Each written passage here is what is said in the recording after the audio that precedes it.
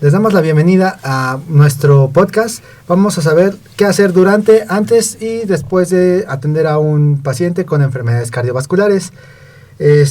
También necesitamos saber cómo reaccionar durante la eventualidad y qué medicamentos se pueden utilizar para rescatar durante estas eventualidades. Necesitamos también saber cuál es el protocolo y si existe algún manejo de este tipo de pacientes. Yo soy Santiago Cocolot. A mi izquierda se encuentra mi compañero Aldo y enfrente mío Oscar Pérez. Los tres somos alumnos de la licenciatura de estomatología. El día de hoy contamos con la presencia del doctor Néstor Núñez Ríos, cédula cirujano dentista 2914-282, célula odontológica pediátrica 1329-3246, que nos va a apoyar con su experiencia para saber un poco más sobre este tema. Le damos la bienvenida al doctor. Gracias por darnos un poco de su tiempo para poder comentar sobre este tema. Hola jóvenes, ¿cómo están? Buenas tardes a todos. Buenas tardes. Buenas tardes. Complacido realmente con la invitación que me hicieron el día que comentaron que querían que yo les acompañara y compartiera con ustedes pues algo de mi experiencia. La verdad me sentí muy complacido. Vamos a hablar un poquito de este tema que son las enfermedades cardiovasculares. Para no ahondar tanto en el tema, hablaremos de algunas generalidades y trataré de ser lo más específico posible para no alargar tanto esta cita. Muchas gracias y bienvenidos todos los que nos escuchan. Muchas gracias. Bueno, daremos comienzo al tema para saber cómo manejar qué es una enfermedad cardiovascular para empezar. No podemos entrar en el tema sin saber primero de qué se trata y qué es una enfermedad cardiovascular. Nosotros lo entendemos como un trastorno que afecta al corazón y a los vasos sanguíneos. Pero ¿qué tiene que ver este trastorno con la consulta dental? Como bien sabemos, muchos pacientes llegan a nuestros consultorios que casi siempre por algún tipo de dolor o quieren que se los quitemos de inmediato. Pero sabemos que no es tan fácil como llegar, quitarlo y que se vaya. No, necesitamos saber si están tomando algún medicamento. También debemos considerar si el paciente está o no controlado, ya que en estos pacientes la administración de los anestésicos locales puede modificar el equilibrio circulatorio y desencadenado. Es una insuficiencia cardíaca latente o provocar hipertensión grave debido al vasoconstricción que provoca. Bueno, doctor, nos gustaría saber algunas preguntas. Sabemos que usted está a cargo de la clínica de estomatología de la universidad y también tiene su consultorio privado. Nos gustaría saber con qué frecuencia llegan personas o pacientes que padezcan de estos tipos de enfermedades. Si es que llegan controlados o no a su clínica o a la clínica de estomatología y qué se hace cuando no llegan controlados. Muy bien, gracias. Vamos a dividir estas preguntas. Vamos a dividir las respuestas. ¿Con qué frecuencia le llegan pacientes con alguna complicación cardíaca? Como bien lo dicen, mi práctica clínica la divido en dos. Tengo una práctica clínica privada que está orientada única y exclusivamente a odontopediatría. Y la otra parte de la práctica es como responsable de la clínica de estomatología aquí en la Universidad Benito Juárez. Como bien sabemos, la población mexicana, en la población mexicana se presenta con alto porcentaje de prevalencia las enfermedades cardiovasculares. Dentro de ellas, la más común, la más frecuente, es la hipertensión arterial. ¿Okay?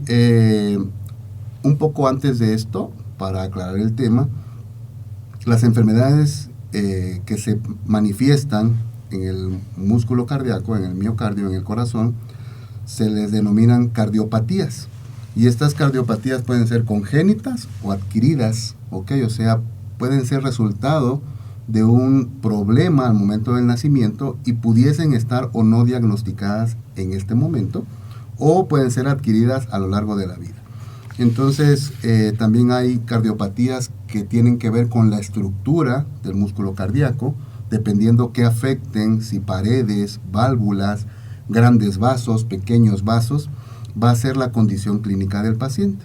Entonces vamos a hablar de las más comunes. Dentro de los niños, la más común son los soplos Los soplos podríamos entenderlos como pequeñas fugas que tienen al momento del bombeo de la sangre en alguna válvula, y se puede escuchar como una pequeña fuga, un soplido. ¿Ok? Este soplido en los niños hasta cierta edad se considera fisiológico o no patológico, porque muchas veces tiene que ver con la inmadurez propia del músculo cardíaco. Entonces, estos soplos no representan ningún peligro y se resuelven solamente con la edad y la maduración del propio músculo. Cuando hay un soplo patológico, bueno, en cualquiera de las enfermedades cardíacas, el especialista indicado para diagnosticar, tratar y recomendar, pues evidentemente es un cardiólogo, sea paciente adulto o paciente infantil.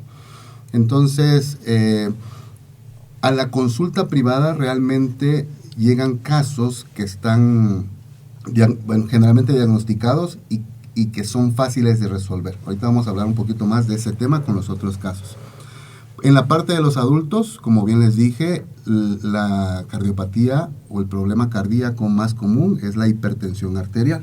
¿Con qué frecuencia llegan? Yo diría que en el semestre, si vemos 1000 pacientes, yo creo que por lo menos el 50 o el 60, el 50% yo creo, vendrá con un problema de hipertensión arterial. Es bastante frecuente.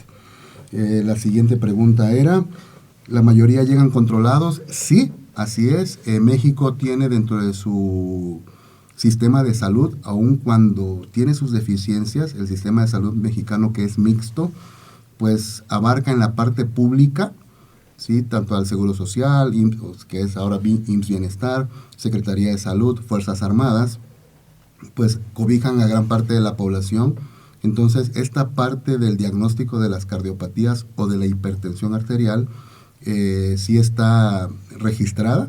Entonces, la mayoría de los pacientes llegan por lo menos diagnosticados o tratados. No siempre están bien tratados, ¿ok? Entonces, nosotros en estomatología, por lo menos aquí en la clínica de la universidad, generalmente vemos pacientes que ya han sido tratados previamente de la boca. Entonces, ya saben más o menos a lo que vienen y generalmente están bien controlados desde el punto de vista de hipertensión. Hay ocasiones en que, de acuerdo a su alcance monetario, si no los pueden atender en el servicio público, tienen que acudir al servicio privado, y es cuando se complican las cosas. ¿Ok? Entonces, sí, llegan muchos pacientes con hipertensión, la mayoría están controlados, a veces no están bien controlados, y es cuando vienen las complicaciones, ¿no? ¿Qué es lo que se hace cuando no llevan un control en su enfermedad? Pues entramos en un dilema, porque la atención dental no puede negarse, pero tampoco la atención dental puede comprometer la seguridad y la vida de los pacientes. Entonces, dependiendo del problema que tengan y qué tan intenso sea el problema, tendríamos primeramente que hacer una detección de la presión arterial. Voy a hablar única y exclusivamente de los pacientes hipertensos. El protocolo dice que la presión arterial debería tomarse en casa, ¿sí? Con un paciente en reposo, relajado, sentado, pero esto no se cumple en la consulta dental. Entonces, hay cosas o hay fenómenos o acciones que ocurren alrededor de nuestra consulta, ya sea privada o en la clínica, que predisponen al paciente a que la presión arterial o el registro de la presión arterial, al tomarla, salga alterada. O sea, casi siempre el paciente que acude a la consulta dental, por el momento propio de estrés de la consulta, o porque saben que le van a tomar la presión, o porque vienen caminando, corriendo, suben escaleras, cambian de posición, casi siempre el valor sale un poco alterado. Entonces, ¿qué se hace con aquellos pacientes en donde se detecta que hay una probable hipertensión o que hay hipertensión y no están controlados? Bueno, legalmente tiene que el paciente acudir a un especialista. Si no tiene un especialista, tratamos de encontrar alguno. Primeramente va a una consulta con médico familiar o medicina general, después podría pasar a medicina interna y, si es referido, pues pasará a cardiología. Todo esto dependiendo si ellos cuentan con servicio, con servicio público, o tendrán que ir a una consulta privada. Aún así, dependiendo en odontología, en estomatología, dependiendo del motivo de consulta, se le puede brindar la atención al paciente. O sea, El paciente, aun cuando venga con un registro de presión arterial muy elevado, no puede irse sin que se le brinde la consulta. Entonces, nuestros protocolos se dividen en términos generales en procedimientos dentales o estomatológicos invasivos y no invasivos. Sí. Entonces, lo que se haría en una primera consulta aquí en la universidad es como cualquier otro paciente. Se ingresa al paciente con el expediente, se integra el expediente con todo lo necesario, fotografías, modelos de estudio, toma de registros vitales, llenado de historia clínica, modelos de estudio, y dependiendo del motivo de consulta podría haber dolor o no dolor. Si el paciente presenta dolor, se trata de buscar la solución con el procedimiento menos invasivo posible y el que cause menos estrés posible. Esa sería la respuesta. Muchas gracias por darnos un poco de las respuestas. Podemos pasar a las siguientes preguntas, que en este caso también vamos a ver el por qué es importante tener saber manejar a un paciente con cardiopatías. Otras de las preguntas que vamos a tener con respuesta va a ser el qué los hace diferentes de su atención. También debemos tener miedo de atenderlos o de mandarles algún medicamento, ya que estos pacientes pues igual va a ser un poquito más complicado el atenderlos o no. Antes de dar respuesta a esas preguntas, debemos saber que, por ejemplo, un paciente hipertenso bien controlado no supone ningún riesgo en la clínica. Sin embargo, hay que tener en cuenta algunas consideraciones en el manejo de estos pacientes. Porque en la consulta dental se pueden producir diversas situaciones de estrés, como lo comentaba, que en un hipertenso suponen un aumento mayor de la presión arterial que en un normotenso. En un normotenso. Gracias. El estrés y la ansiedad también son muy asociados con las intervenciones dentales que puede inducir. En pacientes hipertensos hay un aumento de la presión a niveles peligrosos y provocar un accidente cerebrovascular o un infarto de miocardio. Doctor, ¿qué nos recomendaría según su experiencia para reducir el estrés y la ansiedad en los pacientes? Ok, en cuanto al estrés y la ansiedad es un punto importante, de hecho es uno de los más importantes, gracias por sus preguntas. Todo va a depender de cómo llega el paciente, aun cuando el paciente sea aparentemente sano, de acuerdo a la normativa vigente. Las normas oficiales mexicanas, recuerden que debemos de considerar a todo paciente como potencialmente enfermo, tanto de alguna enfermedad infecciosa como de alguna enfermedad no transmisible. Entonces, la hipertensión forma parte de este grupo de enfermedades no transmisibles, pero que condicionan, esa es la palabra adecuada, condicionan nuestra consulta dental. Cualquier paciente puede manifestar una reacción no deseada desde el punto de vista psicológico, ¿sí? Lo cual podría ser elevar su presión arterial. Eso es común que ocurra en nuestras citas de trabajo en estomatología. El paciente que padece hipertensión supone un riesgo mayor cuando se predispone psicológicamente y no está controlado. Bueno, sí se agudiza el momento. ¿Qué podríamos hacer para reducir el estrés? Pues hay varias cosas y depende del momento, el momento operatorio. Recuerden que nuestra consulta dental se divide en 3 momentos: lo que ocurre antes, o sea, el preoperatorio, lo que hacemos en la consulta propiamente dicha, que es el transoperatorio, y lo que ocurre al terminar nuestra consulta, que es el posoperatorio. En cada momento debemos hacer cosas, debemos cumplir el protocolo, esa es la palabra correcta. No hay un protocolo específico como tal, sí hay muchas investigaciones, hay propuestas, pero generalmente en estomatología, en la ciencia, dentro de las ciencias de la salud, en estomatología, cada quien hace lo que le da mejores resultados basado en la evidencia científica publicada. Entonces, si el paciente está bien controlado, no supone ningún riesgo. Si el paciente no está controlado, o esté controlado o no, nosotros debemos de generar un espacio propicio, adecuado, para llevar a cabo nuestra consulta. En el preoperatorio tendríamos que hacer citas o entrevistas rápidas, o sea, cortas, directas.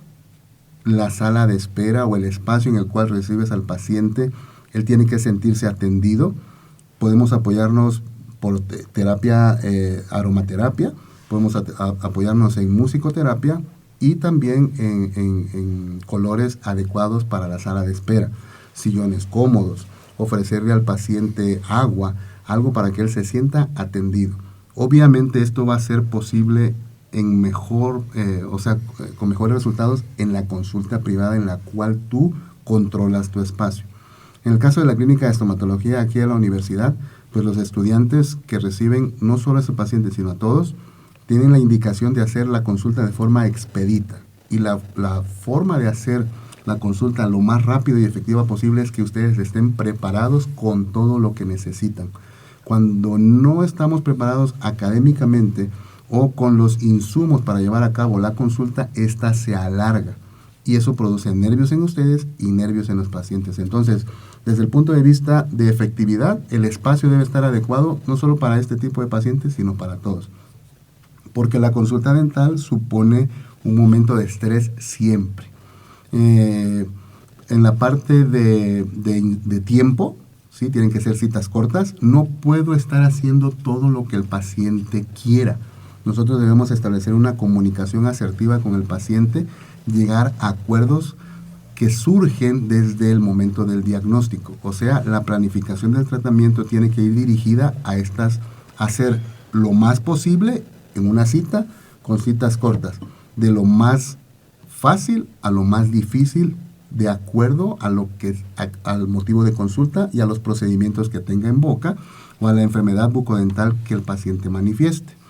Entonces debe haber un acuerdo, el paciente debe saber que tiene que ser atendido rápido, efectivo y sin producir dolor. O sea, al principio tengo que poner, tanto en el operatorio como en la sala de espera o cualquier lugar en donde el paciente conviva conmigo, un ambiente propicio, de acuerdo a los gustos del odontólogo, ¿sale? En el operatorio yo debo ser rápido, efectivo y debo de demostrar confianza. No puedo estar nervioso. Recordemos que nuestras consultas son de contacto, o sea, nosotros rompemos el círculo de confianza, entramos en el círculo de confianza del paciente y nuestras consultas pues son contacto directo básicamente. Entonces, cuando nosotros manifestamos inseguridad, nerviosismo, coraje, indiferencia o alguna actitud negativa, el paciente lo siente, esto lo incomoda y puede predisponerlo también a que sus registros de hipertensión se cambien, ¿no? Se modifiquen. Entonces debemos ser amables, ser cordiales, ser seguros y bueno, podríamos estar nerviosos al principio. La experiencia va a hacer que ustedes como estudiantes puedan ir mejorando en esta parte. Lo que no se vale es atender a los pacientes con ignorancia o con exceso de confianza. O sea, yo no puedo ir a la consulta sin saber qué voy a hacer o ir pensando que me la sé de todas, porque entonces van a caer en un error, lo cual va a provocarle un daño de algún tipo al paciente. ¿Okay? Entonces, en el operatorio tendríamos que hacer tratamientos de los menos invasivos a los más invasivos y tenemos que ser muy buenos en aquellos procedimientos que necesiten de la aplicación de anestésicos dentales. Tenemos que ser muy buenos para aplicar nuestros anestésicos dentales para que el bloqueo sea adecuado y el paciente no sienta dolor. Este tipo de paciente, como cualquier otro, si no siente dolor, pues va a sentir confianza, va a tolerar nuestros tiempos de trabajo y se va a mantener adecuadamente. En el posoperatorio, bueno, tendríamos que decirle al paciente de forma verbal y en forma escrita, con una firma de lo que estamos dando, tenemos que darle a nuestros pacientes, de acuerdo al tratamiento realizado, las indicaciones posoperatorias, ya sea un tratamiento operatorio convencional como una resina, ¿sí? O cualquier otra restauración directa en boca o indirecta con prótesis, sea un procedimiento quirúrgico o exodoncia, ¿sí? Dependiendo del tratamiento que sea, nosotros debemos darle en forma verbal y escrita las indicaciones posoperatorias.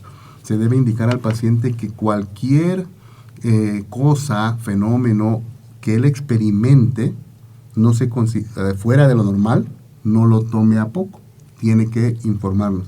Porque ocurre que si no hay una buena comunicación, los pacientes pudieran tener complicaciones y no nos informan, ¿sí? A veces se piensa que es normal, entonces el dolor, por ejemplo, no debe ser normal, no es normal. Entonces debemos ser claros con el paciente y cuando ellos se retiran del consultorio tienen que ir informados de lo que puede pasar cuando estén en casa, para que ellos no se confundan y tampoco si algo pasa piensen que no están atendidos. ¿Ok? Entonces, en términos generales, consultas rápidas, efectivas, buenas técnicas de anestesia, espacios físicos adecuados para que ellos se sientan cómodos. Ok. Muchas gracias. En este caso... Muchas Vamos. gracias por sus consejos. Ahora podemos entender un poco que es de suma importancia atenderlos desde la mejor manera posible, ya sea que los pacientes se sientan cómodos, como les mencionaba. Debemos tener un espacio correcto y adecuado con cronología de color para que los pacientes se sientan cómodos. Ok. Bueno, también, como ya sabemos, el primer deber del odontólogo va a ser tomar la presión. Y como ya había mencionado el doctor, también tenemos que tener una historia clínica de la cual basarnos, darles la importancia de que deben de saber qué les va a pasar, qué vamos a hacer con ellos y cómo va a seguir su cita. También nosotros debemos saber si y esto es muy importante, saber si están tomando algún medicamento, porque hay pacientes que padecen de cardiopatías y estos consumen algunos medicamentos. Bueno, también estos fármacos poseen lo que son efectos secundarios importantes y necesitamos saber cuáles son, si van a interaccionar o si tienen interacción con vasoconstrictores, con los anestésicos, que aunque nosotros tengamos buena técnica, si tienen algún medicamento que están tomándolo, si tienen interacción, podría pasar alguna manifestación oral. En la familia de los fármacos existen 6, que estos son los diuréticos, los bloqueadores beta-adrenérgicos, los antagonistas del calcio, los inhibidores de enzima convertidora de la angiotensina, los bloqueadores alfa y los antagonistas de los receptores de la angiotensina 2. Son los que comúnmente vamos a escuchar mencionar en la consulta.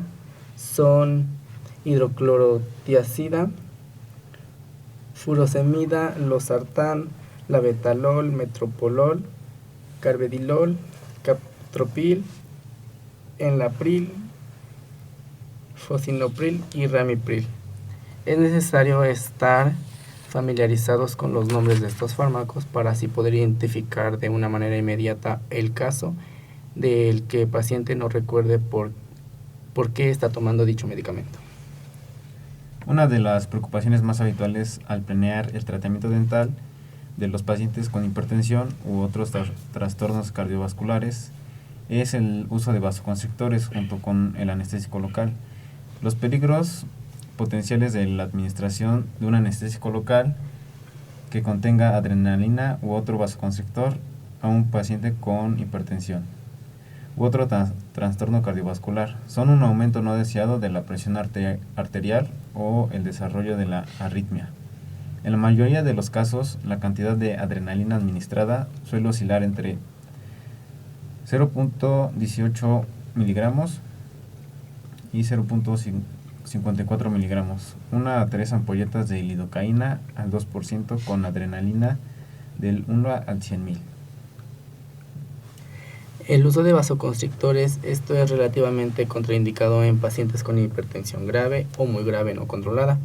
Las arritmias refractarias, infarto de miocardio reciente a 6 meses, ictus reciente también a 6 meses, angina inestable, injerto de derivación arterial, coronaria reciente, esto a 3 meses.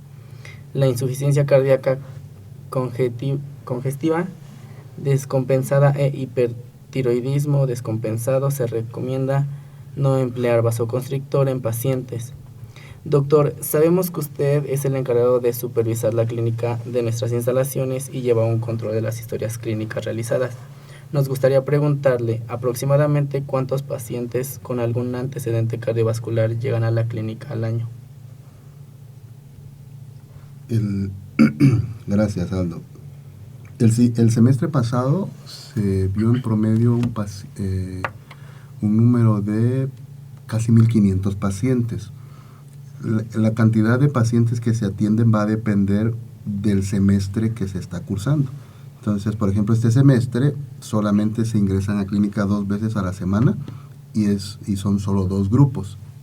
Sin embargo, el siguiente semestre, cuando ustedes ingresen a la clínica, que va a ser su 6º semestre, llevarán 6 clínicas. Y entonces está el grupo A y el grupo B, o sea, la afluencia de pacientes va a ser muy grande. Este semestre ha sido relativamente poco, llevamos atendidos hasta ahorita como 700 pacientes, yo creo. Y como les mencioné al principio, yo creo que la mitad o más de la mitad de los pacientes llegan con una afectación cardiovascular tipo hipertensión. Hay que recordar que con lo que mencionaron anteriormente, aun cuando creo que no me lo van a preguntar después, hay una asociación que es la Asociación Americana del Corazón, es la encargada de establecer los criterios y lineamientos con los cuales se rige la atención de todos los pacientes cardíacos. ¿Ok? Entonces, se ha demostrado que mientras el paciente esté controlado, y aun cuando no esté controlado, lo más importante en la aplicación, en este caso de nuestros anestésicos, es la técnica y eso sí, la cantidad. Yo debo de recordar que para que el paciente no manifieste o manifieste para que manifieste para que tenga alguna manifestación, clínica de elevación de la presión arterial, para que yo disminuya los riesgos, yo debo aplicar el anestésico local lejos de los vasos sanguíneos. Eso dice la teoría. Yo debo aplicar el anestésico fuera o lo más alejado posible del vaso sanguíneo. Eso se dice muy fácil, sin embargo, nuestra atención es en un espacio muy reducido y la boca es una zona anatómica altamente inervada y altamente irrigada. ¿Sí? Nuestros órganos dentarios y la cavidad oral pues está llena de nervios, terminales nerviosas, vasos sanguíneos y capilares, ¿no?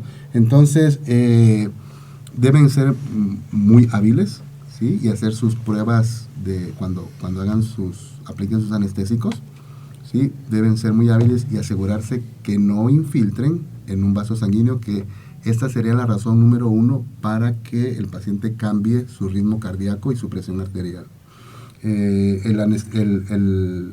La epinefrina o adrenalina nos ayuda a crear vasoconstricción, ¿sí? Local.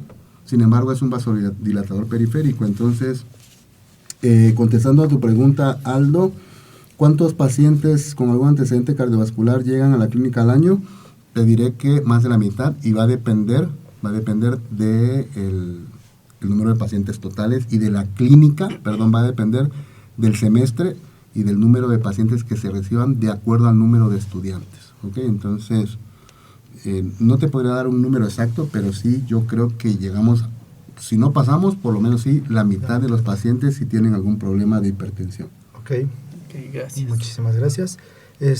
También tenemos la duda de si ha habido alguna eventualidad a causa de que algún paciente, muchas veces no nos mencionan si padecen de alguna enfermedad o si realmente hay veces, como nos había mencionado, que la desconocen, no saben que están padeciendo alguna enfermedad, y si están tomando algún medicamento también lo omiten. Sí, dependemos 100% de la colaboración del paciente al darnos sus respuestas. Nosotros debemos de desarrollar la habilidad de detectar si el paciente está mintiendo o está omitiendo alguna información.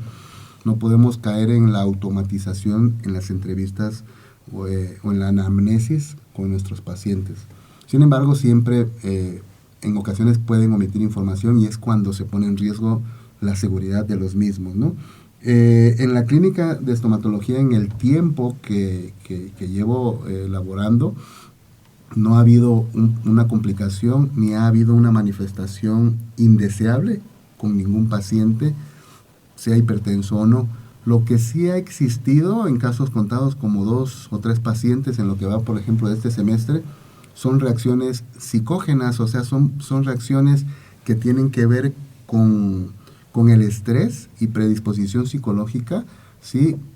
Probablemente por alguna falla en la técnica de anestesia, los pacientes sienten alguna manifestación como elevación de la frecuencia cardíaca, o que empiezan a respirar o a sudar, o que no sienten las piernas, que se acalambran. Entonces, generalmente son complicaciones con la técnica de anestesia que no ponen en riesgo la vida del paciente y que se resuelven, la verdad, muy fácil. Entonces, hasta el momento no ha habido ninguna complicación con ningún paciente cardiópata o hipertenso. Okay, muchas gracias por darnos esta información.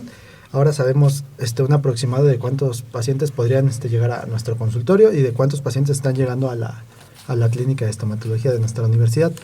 En ese particular, perdón que te interrumpa, sí, Osmar, en la consulta dental, yo creo que en la consulta privada es un poquito más elevado probablemente, sí.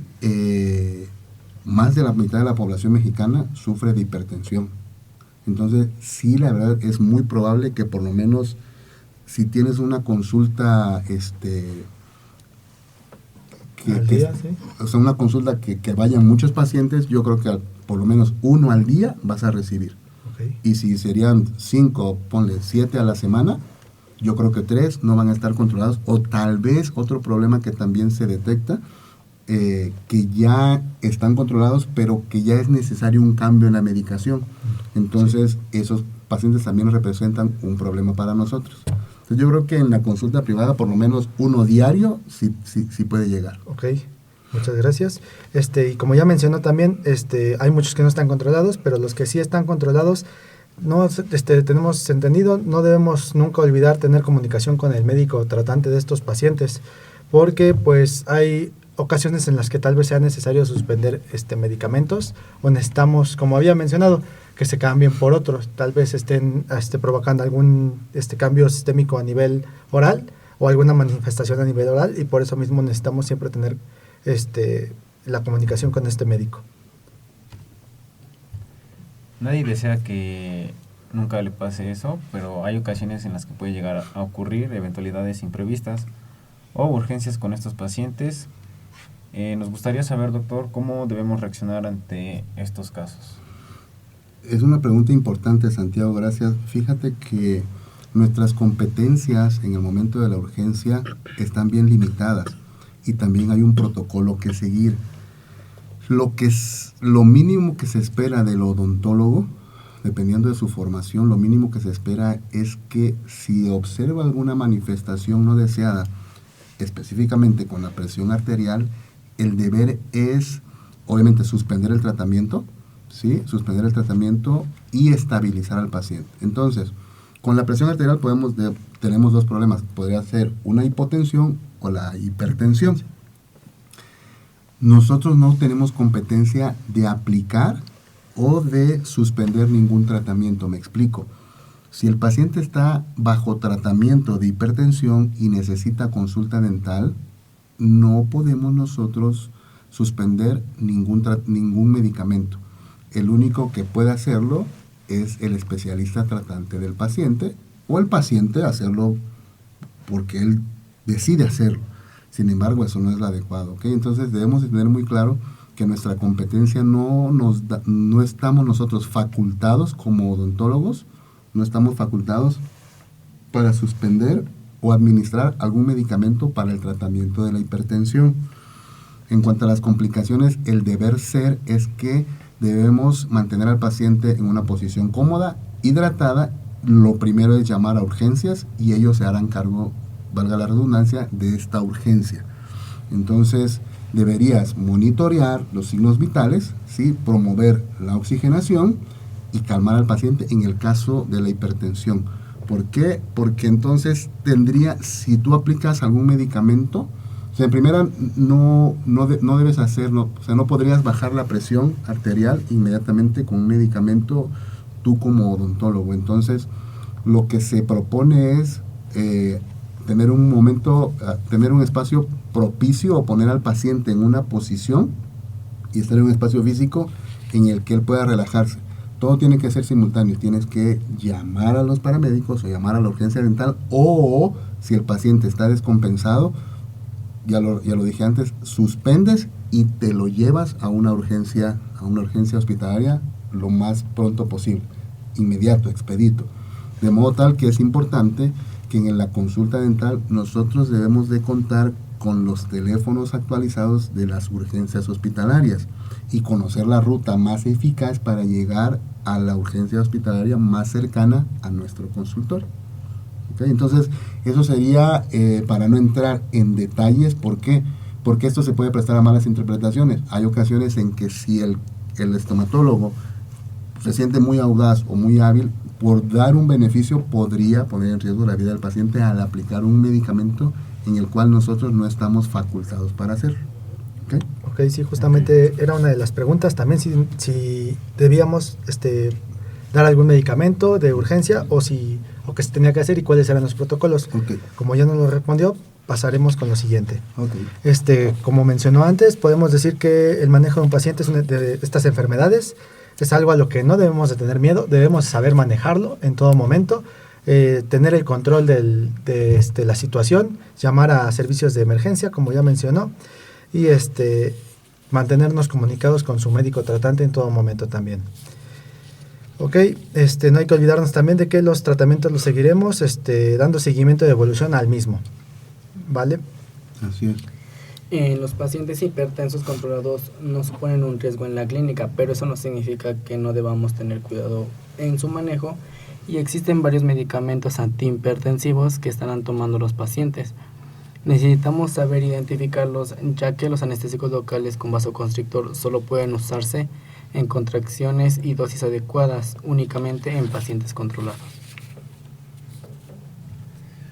En caso de alguna urgencia cardiovascular, como ya lo había mencionado, tenemos que seguir un protocolo y creo que como nosotros estomatólogos debemos de mantener la calma y seguir el protocolo ya mencionado del manejo de posibles eventualidades.